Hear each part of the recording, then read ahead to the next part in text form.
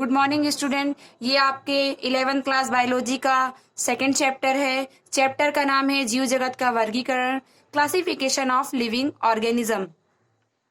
जीव जगत का वर्गीकरण क्यों किया जाता है बच्चों? कि हमारे पृथ्वी पर जो है जीवों की संख्या बहुत ही ज्यादा है और उनके अध्ययन के लिए हम किसी एक जीव का एक पर्सनली मतलब अध्ययन नहीं कर सकते हैं। इसीलिए इनका वर्गीकरण किया गया है कि जैसे सरीसृप को सरीसृप वर्ग में, पक्षी को पक्षी वर्ग में, स्तनधारी को स्तनधारी वर्ग में, ठीक है ना।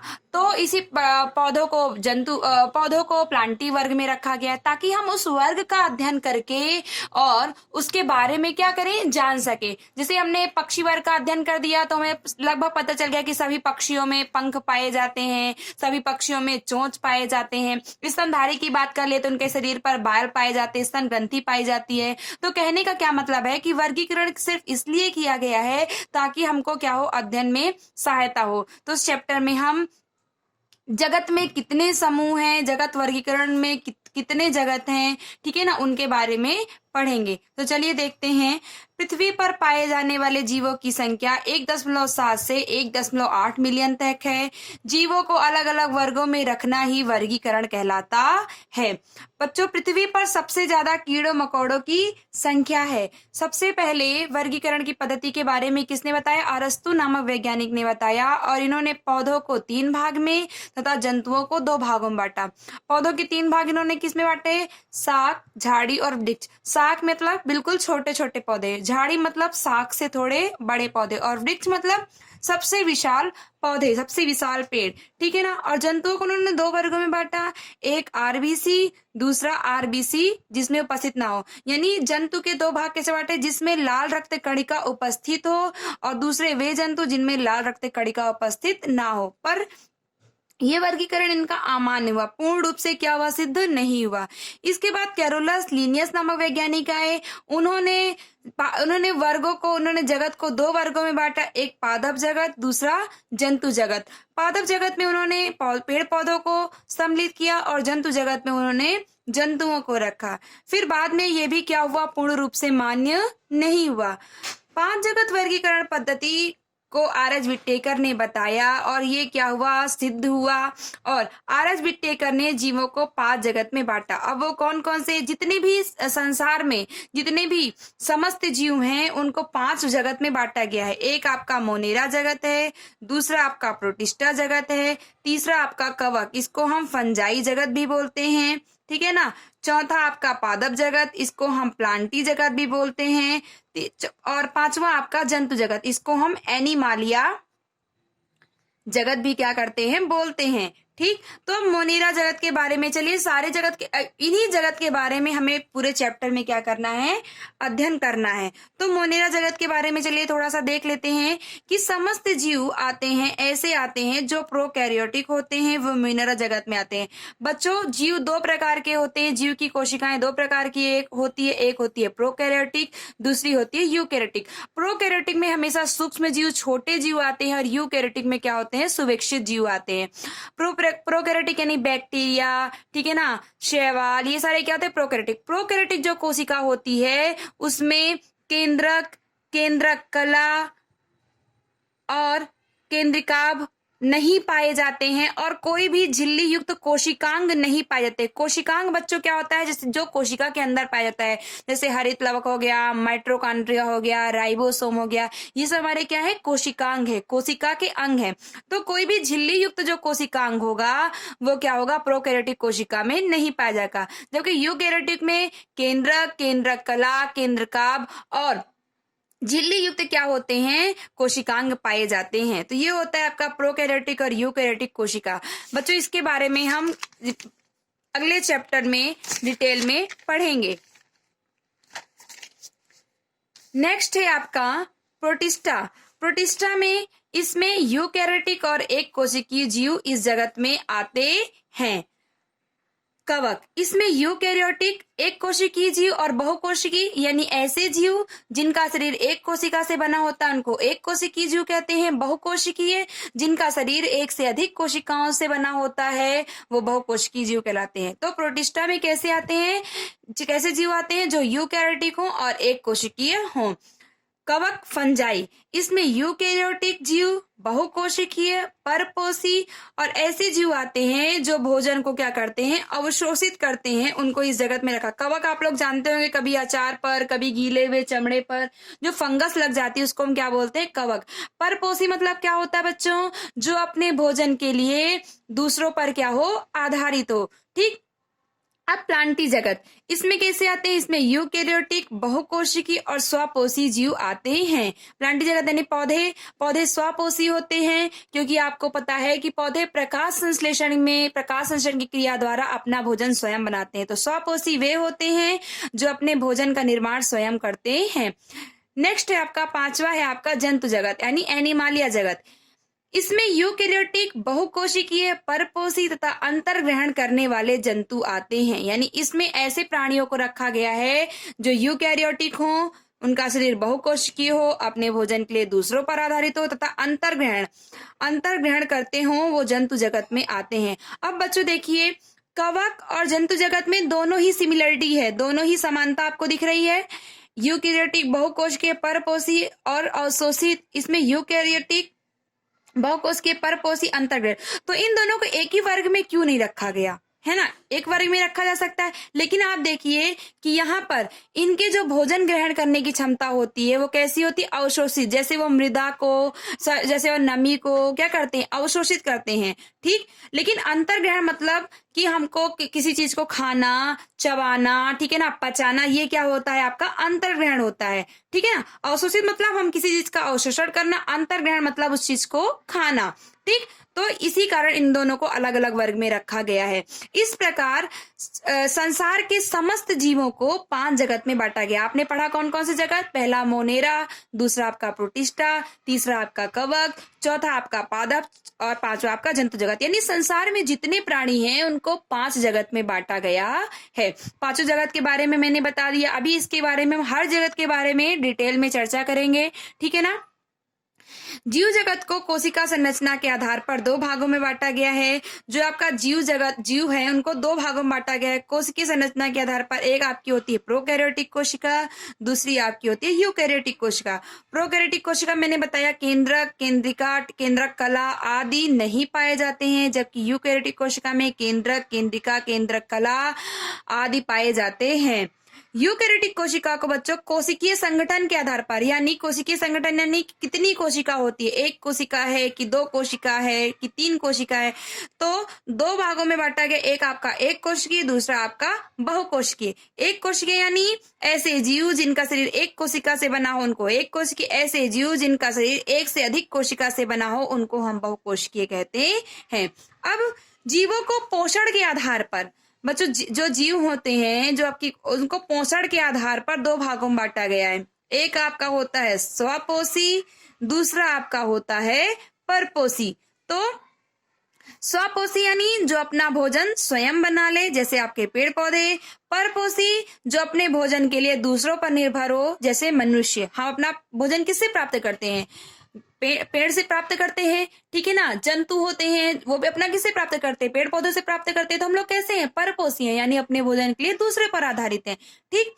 अब जो परपोषी होते हैं बच्चों, वो 2 प्रकार से भोजन ग्रहण करते हैं। एक होता है अवशोषण, दूसरा होता है आपका अंतर्ग्रहण।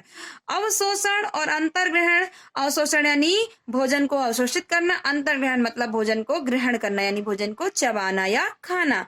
ठीक। नेक्स्ट टॉपिक, अब हम डिटेल में पढ़ेंगे मोनेरा जगत के बारे में।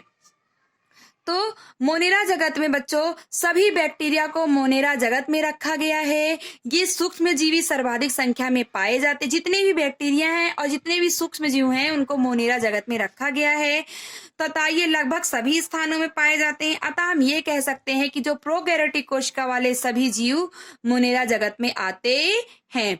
अब मोनेरा जगत के सामान्य लक्षण क्या क्या होते हैं, इनमें केंद्रक नहीं पाया जाता है, इनमें झिल्ली युक्त कोशिकांग, बच्चों मैंने कोशिकांग बताया कि कोशिका में पाया जाने वाला अंग, ठीक है ना, नहीं पाया, जैसे ईपीआर, एंडोप्लाज्मिक रेटिकुलम, अंतःप्रद्रव्य जालिका, ये भी एक कोशिकांग है। माइट्रोकॉन्ड्रिया, गाल्जी काय, केंद्रक आदि नहीं पाए जाते हैं तथा इनमें गोलाकार डीएनए पाया जाता है। अब हम इसी मोनेरा जगत में एक एग्जाम्पल बैक्टीरिया का लेते हैं, क्योंकि बैक्टीरिया क्या होता है मोनेरा जगत में आता है। तो बच्चों जो बैक्टीरिया होता है, बैक्टीरिया को हम जीवाणु बोलते हैं। बैक्टीरिया को उनके आकार के आधार पर 4 भागों में बांटा गया है। गोलाकार बैक्टीरिया जिसको हम कोकस बोलते हैं, बैसिलस, ब्रिब्रियम और स्पायरम। जो कोकस होता है वो गोलाकार होता है, जो बैसिलस यानी छड़ाकार बैक्टीरिया, बैक्टीरिया यानी जीवाणु, ब्रिब्रियम यानी कौमा आकार का बैक्टीरिया, स्पायरम यानी सर्पिलाकार का बैक्टीरिया। तो गोलाकार यानी ये बैक्टीरिया, छड़ाकार यानी इस तरह का बैक्टीरिया होगा, क्षण के आकार का, डंडे का आकार का, कौमाकार यानी कौमा के आकार का, जैसे आप कौमा बनाते हैं ना, कौमा के आकार का बैक्टीरिया, स्पाइरल यानी सर्प के आकार का बैक्टीरिया। अब पोषण के आधार पर इनको विभिन्न भागों में बांटा गया है। देखो बच्चों क्या होता है, कुछ जो बैक्टीरिया होते हैं, जो कुछ जीवाणु होते हैं, वो अकार्बनिक पदार्थों को संश्लेषित करते हैं और अपना भोजन क्या करते हैं, बना लेते हैं। कुछ ऐसे बैक्टीरिया होते हैं, कुछ ऐसे जीवाणु होते हैं जो प्रकाश संश्लेषी, जो प्रकाश के माध्यम से क्या करते हैं, अपना भोजन बना लेते हैं। जैसे इसमें नील हरित शैवाल है, ठीक है ना, ये सूक्ष्म जीव हैं। तो ये क्या करते हैं, प्रकाश संश्लेषण के द्वारा भोजन बना लेते हैं, इसलिए इनको स्वापोषी कहते हैं। कुछ ऐसे होते हैं जो रसायन संश्लेषी, रसायन के माध्यम से क्या करते हैं, अपना भोजन बना लेते हैं, उनको रसायन संश्लेषी बैक्टीरिया कहते हैं। अर्थात वे अपना भोजन जो स्वयं संश्लेषित नहीं कर पाते हैं।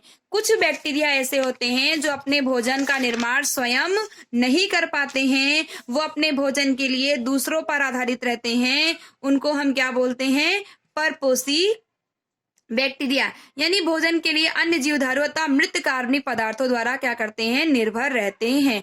कुछ होते हैं जो अपने आप से भोजन बनाते हैं, उनको स्वपोषी। कुछ होते हैं जो प्रकाश के माध्यम से बनाते हैं, उनको प्रकाश संश्लेषी जीवाणु। कुछ ऐसे होते हैं जो अपने भोजन के लिए दूसरों पर निर्भर, उनको तो परपोषी जीवाणु कहते हैं। चलिए अब बच्चों, जो बैक्टीरिया होता है ये 2 प्रकार के होते हैं। एक होता है आपका आद्य बैक्टीरिया, इसको हम आर्की बैक्टीरिया भी बोलते हैं, और दूसरा आपका होता है यू बैक्टीरिया। तो पहले हम किसके बारे में बात करेंगे, आद्य बैक्टीरिया के बारे में। तो बच्चों आद्य बैक्टीरिया में और यू बैक्टीरिया में मेन डिफरेंस क्या होता है, एक आपका यू बैक्टीरिया, दूसरा आपका आद्य बैक्टीरिया, ये आपके कोर्स में है। तो आद्य बैक्टीरिया यानी जो आर्की बैक्टीरिया होता है, आद्य बैक्टीरिया होता है, उसमें और यू बैक्टीरिया मेन डिफरेंस ये होता है कि आद्य बैक्टीरिया प्रतिकूल परिस्थिति में जीवित रह सकता है, जबकि यू बैक्टीरिया प्रतिकूल परिस्थिति में जीवित नहीं रहता। प्रतिकूल परिस्थिति यानी जो परिस्थिति हमारे लिए अनुकूल ना हो, जिन्हें जीवन जीने के लिए क्या हो, हमें कठिनाई हो। तो आद्य बैक्टीरिया ये विशिष्ट प्रकार के बैक्टीरिया होते हैं।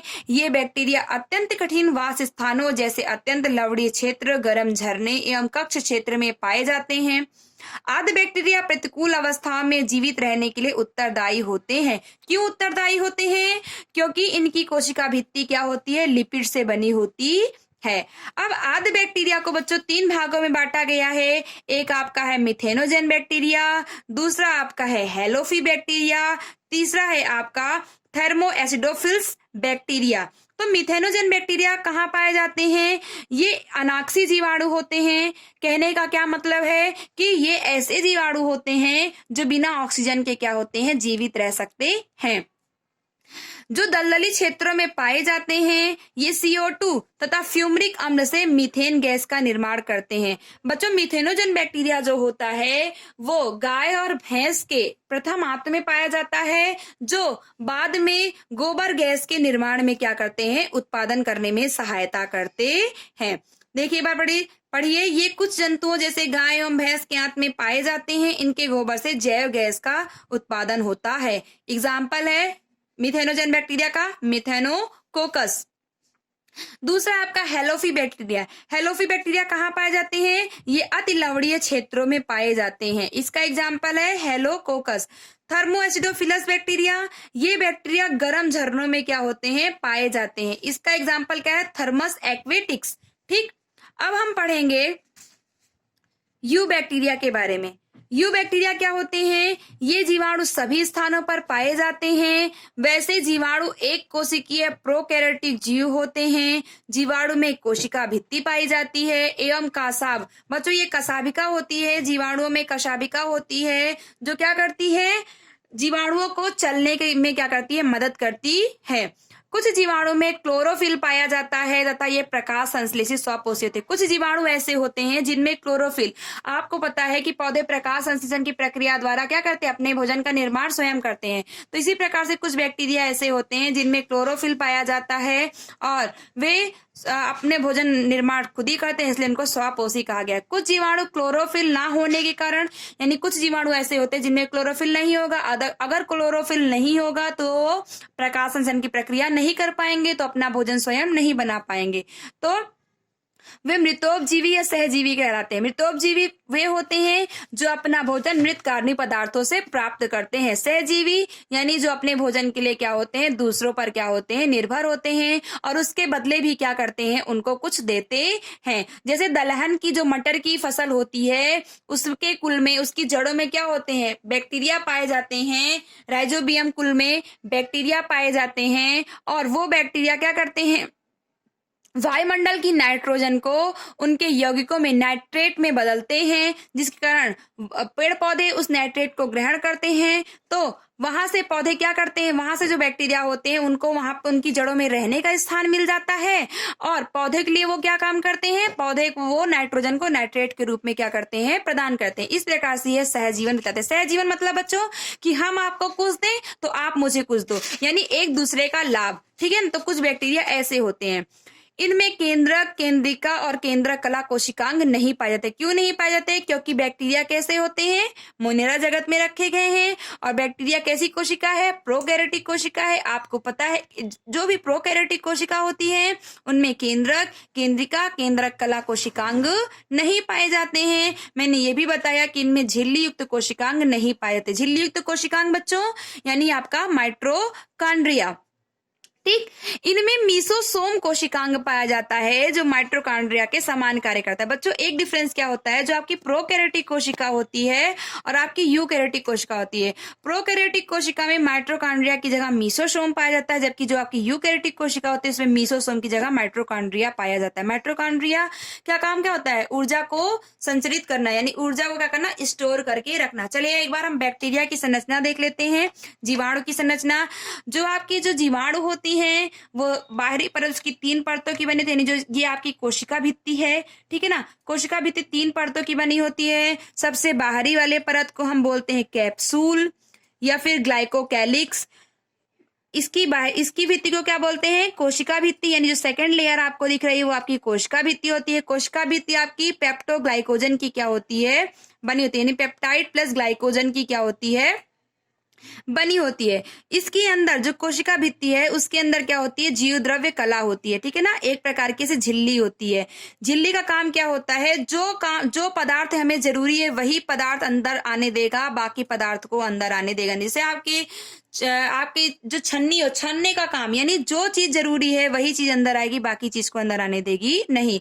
तो ये वाली आपकी जो 3 भित्ति दिख रही, पहली वाली आपकी कैप्सूल, दूसरी वाली आपकी कोशिका भित्ति। कोशिका भित्ति का काम क्या होता है, कोशिका को सुरक्षा देना तथा उसको संरचना प्रदान करना। जैसे आपके रूम में दीवार होती है, दीवार क्यों होती है, क्योंकि अगर दीवार नहीं होगी तो क्या कमरे को आकार मिलेगा, नहीं मिलेगा। ठीक है ना, तो इसी प्रकार से कोशिका भित्ति भी क्या करती है, कोशिका को आकार और उसकी सुरक्षा का काम करती है।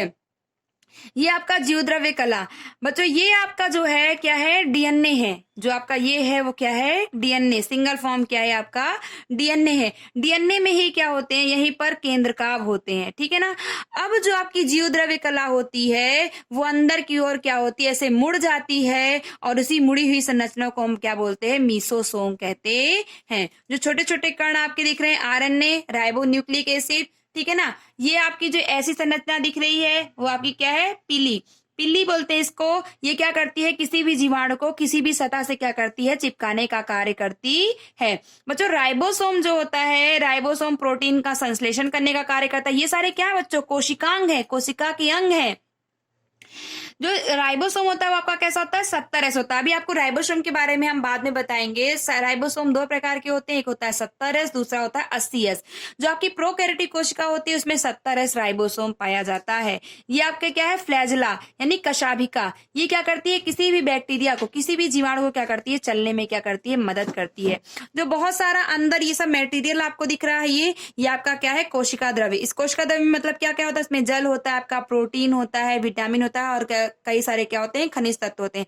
यहीं पर आपका क्या होता है, एक गोल सी संरचना होती है जिसको गोलाकार डीएनए या फिर प्लाज्मिड कहते हैं। ये आपकी क्या हुई, जीवाणु की संरचना। चलिए नेक्स्ट है आपका परपोषी बैक्टीरिया। परपोषी बैक्टीरिया प्रकृति में बहुलता से पाए जाते हैं, अर्थात ये बैक्टीरिया अपने जीवन के लिए दूसरे जीव पर आधारित। परपोषी यानी पर मतलब क्या होता है, दूसरा, पोषण के लिए दूसरों पर आधारित होना। तो परपोषी बैक्टीरिया प्रकृति में बहुलता से पाए जाते हैं। ये बैक्टीरिया अपने जीवन के लिए दूसरे जीव पर आधारित रहते हैं। दूध से दही बनाने में, प्रतिजैविकों के उत्पादन में, एंटीबायोटिक बनाने में, लेग्यूम पादप यानी जो दाल की फसलें होती हैं इनकी जड़ों में नाइट्रोजन स्थिरीकरण में क्या करते हैं, सहायता करते हैं। बैक्टीरिया प्रमुख रूप से कोशिका विभाजन द्वारा प्रजनन करते हैं। मान लो ये बैक्टीरिया की संरचना है, तो इसमें क्या होगा, कोशिका विभाजन हो जाएगा, तो दूसरे बैक्टीरिया का क्या हो जाएगा, निर्माण हो जाएगा। तो बैक्टीरिया जो है कोशिका विभाजन द्वारा प्रजनन करते हैं। कभी कभी विपरीत परिस्थितियों में बीजाणु भी बनाते हैं और ये लैंगिक प्रजनन भी क्या करते हैं। माइकोप्लाज्मा, बच्चों सबसे छोटी कोशिका जो होती है वो माइकोप्लाज्मा होती है। इसको याद रखना है। माइकोप्लाज्मा ऐसे जीवधारी हैं जिनमें कोशिका भित्ति नहीं पाई जाती है। ये सबसे छोटी जीवित कोशिका है जो बिना ऑक्सीजन के रह सकती है। अनेक माइकोप्लाज्मा प्राणियों तथा पादपों के लिए रोगजनक होती है। बैक्टीरिया के कारण हैजा, टाइफाइड, टिटनेस, कैंसर जैसी बीमारी होती है। बच्चों आपका ये टॉपिक यानी मोनेरा जगत आपका खत्म होता है। नेक्स्ट वीडियो में हम प्रोटिस्टा जगत के बारे में पढ़ेंगे। Thank you.